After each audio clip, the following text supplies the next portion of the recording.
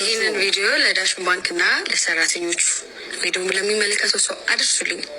የ3 ሚሊዮን ብሩ የዳሽን ባንክ ውድድር ቅሬታ አስነስቷል። ዩቲናስ ድምሬ ተሰርቋል ማለቷ አነጋጋሪ ሆኗል። ይህን ተከትሎ የሂሳብ ባለሙያው ያስቀመጠው አስደንጋጭ የሂሳብ ስሌት አዘጋጆቹን ግራ አጋብቷል። 1.6 ሚሊዮን ቪው ያገኘችው ዩቲናስ በዳሽን ሱፐር አፕ ቻሌንጅ በእውነት ተሸንፋለች ወይስ የተሳሳተው ዳሽን ባንክ ነው? የሂሳብ አዋቂዎች አሃዞቹን ቀምረው ያወጡት እውነተኛ ውጤት አነጋጋሪ ሆኗል። ቪዲዮ ለማትማቲሽያኖች ወይ ደግሞ ሂሳብ በደንብ ለሚችሉ ሰዎች ነው። ስህተት የሰራው ዳሽን ባንክ ወይስ ዩቲናስ? ይህን ተከትሎ በዳሽን ባንክና በዩቲናስ መካከል የተፈጠረውን ውዝግብ በመረጃ የሞገተ አንድ የሂሳብ አዋቂ ትክክለኛውን መረጃ ይፋ አድርጓል። ባለሙያው ይፋ ያደረገው እውነተኛ የስሌት ውጤት አሁኑኑ አንድ ባንድ አስቃኛችኋለሁ። ምን ተፈጠረ የሚለውን አብራችሁን ስትቆዩ የማሳያችሁ ይሆናል። ቀጥታ ወደ መረጃው ነው። የማውጤት ነው በላጭ እሱ ነገር ማወቅ ፈልጌ ነበር። እስኪ ንገር። የዳሽን ሱፐር አፕ ክሬቲቭ ቻሌንጅ ውድድር ተጠናቆ ዛሬ አሸናፊው ይፋ ሆኗል። በህዝብ ድምጽና በቪው ብዛት ባርኮት የ3 ሚሊዮን ብር አሸናፊ መሆኑ ተገልጿል። አይኑ ከማንም በልጠን አይደለም ያሸነፍ ነው። ነገር ግን ከውጤቱ በኋላ ተወዳዳሪዋ ቲክቶከሯ ዩቲናስ አደማመራችሁ ልክ አይደለም፣ እኔ ደረጃዬ አልተጠበቀም በማለት ቅሬታዋን አቅርባለች። ዳሽን ባንክ ውጤቱን ያሳወቀበት መንገድ ትክክል ስላልሆነ የሂሳብ አዋቂዎች ጉዳዩን እንደገና እንድታዩልኝ እፈልጋለሁ የሚል ጥሪ ለሂሳብ አዋቂዎች አቅርባ ነበር። የዩቲናስን ጥሪ የተመለከተው አንድ የሂሳብ አዋቂ ለዩቲናስ ፈጣን ምላሽ ሰጥቷታል። ምናላት የሚለውን አብረን እንመልከተው። ቪዲዮ ለማትማቲሽያኖች ወይ ደግሞ ሂሳብ በደንብ ለሚችሉ ሰዎች ነው። የማውጤት ነው በላጭ እሱ ነገር ማወቅ ፈልጌ ነበር። እስኪ ንገር። ኦኬ I'm not a mathematician but an engineer. So በጣም ሲምፕል ጥያቄ ነው። ኤኒዌይስ ክራይቴሪያዎች አሉ። የመጀመሪያ የውድድሩ መስፈርት አለ። የውድድሩ መስፈርት እይታ 60% ያክል ክብደት ሲኖረው የህዝብ ድምጽ ደግሞ 40% ያክል ክብደት አለው ማለት ነው። ሶ የተሰጡ ጊቭኖች አሉ። ዩቲናስ ያገኘችው እይታና የህዝብ ድምጽ ስንት ነው?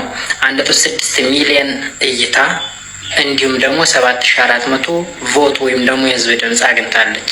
ወይራስ ኩተማና ብሩ ላይ ስንመጣ ደግሞ 1.9 ሚሊዮን እይታ እንዲሁም 5200 የህዝብ ድምጽ አግኝተዋል ማለት ነው።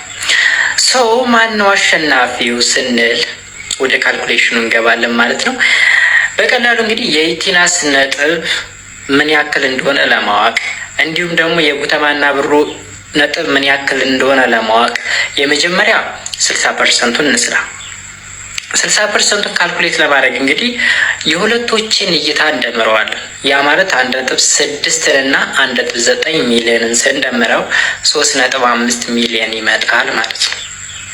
ዜን እንግዲህ ይሄንን ለዩቲናስ ለመስጠት ወይም ደግሞ የዩቲናስን ነጥብ ለማወቅ ያገኘችው እይታ 1.6 ሲካፈል ለቶታሉ ለ3.5 ሲባዛ ምን ያህል ነው? ሎዱ 60% ነው። ስለዚህ ስንት ይመጣል?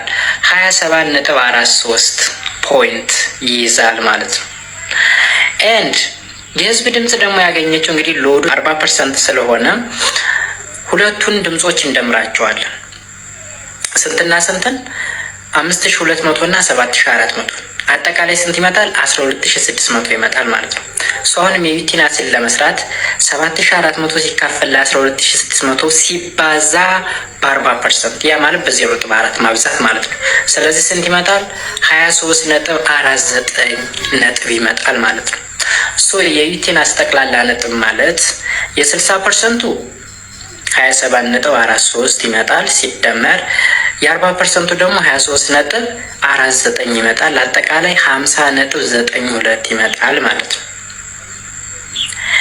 ኤንድ ወደ ጉተማና ብሩ ስንመጣ ደግሞ እይታ 60% ማለት ነው። አጠቃላይ ያገኙት 1.9 ነው ሲካፈል ለቶታሉ ለ3.5 ማለት ነው። ሲባዛ በ60 ወይም በ0.6 ሲባዛ ስንት ይመጣል? 32.57 ይመጣል። ኤንድ የህዝብ ድምጽ ደግሞ 40%፣ 5200 ድምጽ አግኝተዋል። ቶታሉ የሁለታቸው ስንት ነው? 12600። ስለዚህ 5200 ሲካፈል 12600 ሲባዛ በ0.4 ወይም ደግሞ በ40% ስንት ይመጣል? 16.51 ይመጣል ማለት ነው። ጉተማና ብሩ ጠቅላላ ያገኙት ነጥብ ከ60% 32.57 ሲደመር ከ40% ወይም ደግሞ የህዝብ ድምጽ 16.51 ሁለቱ ድምሩ ስንት ይመጣል? 49.08 ይመጣል ማለት ነው። ስለዚህ ከሁለታቸው አሸናፊ ሆነው 50.92 ያመጣው ሲሆን ተሸናፊ ደግሞ 49.08 ይሆናል ማለት ነው። ሁለቱን ሲደምሩት 50.92 እና 49.08 ሲደምሩት 100 ይመጣል ማለት ነው። ስለዚህ ልዩነቱ በጣም ጠባብ ስለሆነ ነው እሷ የተወዛገበችው። አሸናፊዋ ማነች ማለት ነው? ዩቲናስ ነች ማለት ነው። ስለዚህ በዚህ የሂሳብ አዋቂ ስሌት መሰረት ዩቲናስ በ50.92% አሸናፊ ስትሆን ጉተማና ብሩ በ49.08% ተሸናፊ መሆናቸውን ያሳያል። በሁለቱ ቲክቶከሮች መካከል ያለው ልዩነት በጣም ጠባብ በመሆኑ ውዥንብር ወይም ብዥታ እንዲፈጠር አድርጎታል ማለት ነው። በሁለቱ ቲክቶከሮች መካከል ያለው የነጥብ ልዩነት 1.84% ብቻ በመሆኑ ሁለቱ ግራ እንዲጋቡ አድርጓቸዋል ማለት። ስለዚህ ስለ ውድድሩ ውጤትና ስሌት እናንተ ምን ታስባላችሁ? ከዚህ የሂሳብ አዋቂ ስሌት በኋላ ብዙ ሰዎች ዩቲናስ ዳሸን ባንክ ያደረገባት ነገር ትክክል አይደለም፣ ሽልማቱን ለዩቲናስ መስጠት አለባት እያሉ በሰፊው እየተከራከሩ ይገኛሉ። በሌላ ወገን ደግሞ ዩቲናስ ልክ አይደለችም፣ ያሸነፈው ባርኮት ነው፣ ስለዚህ ሽልማቱ የሚገባው ለባርኮት እንጂ ለዩቲናስ አይደለም የሚሉ መከራከሪያ ነጥቦች እየተነሱ ነው። እንግዲህ ነገሩ ጦዟል፣ ነገሩ እጅግ አከራካሪ ሆኗል። በዳሸን ባንክና በዩቲናስ መካከል የተፈጠረው ውዝግብ አሁንም እንደቀጠለ ነው። ዩቲናስም የሂሳብ አዋቂዎች ጉዳዩን አንድ ሊሉኝ ይገባል በሚል ባቀረበችው መረጃ መሰረት የሂሳብ አዋቂዎች ባሰሉት መሰረት ዩቲናስ አሸናፊ ናት፣ ስለዚህ ሽልማቱ ለዩቲናስ ይገባታል በሚል ሀሳብ አስተያየታቸውን እየሰጡ ነው። እንግዲህ ይህ የሂሳብ አዋቂ ግለሰብ ዩቲናስ የተሰራባት ፋውል በሁለቱ መካከል ያለው የነጥብ ልዩነት ትንሽ በመሆኑ በዩቲናስ ላይ ፋውል ወይም ስህተት እንዲሰራ ሆኗል። ስለዚህ ዳሸን ባንክ ጉዳዩን እንደገና በማጣራት ሽልማቱን ለዩቲናስ መስጠት አለበት የሚል ምክረ ሀሳብን አቅርቧል። እንግዲህ ይህንን አይቶ ዳሸን ባንክ ለሽልማቱን ለዩቲናስ ይመልሳል ወይስ አይመልስም፣ በዚያው ውሳኔውን ለባርኮት እንደሰጠው ይቀራል የሚለውን አብረን የምናየው ይሆናል። በርካታ ቲክቶከሮች በዳሸን ባንክ ላይ ሲያደርጉት የነበረው ቻሌንጅ ተጠናቆ አሸናፊው ታውቋል። ይህ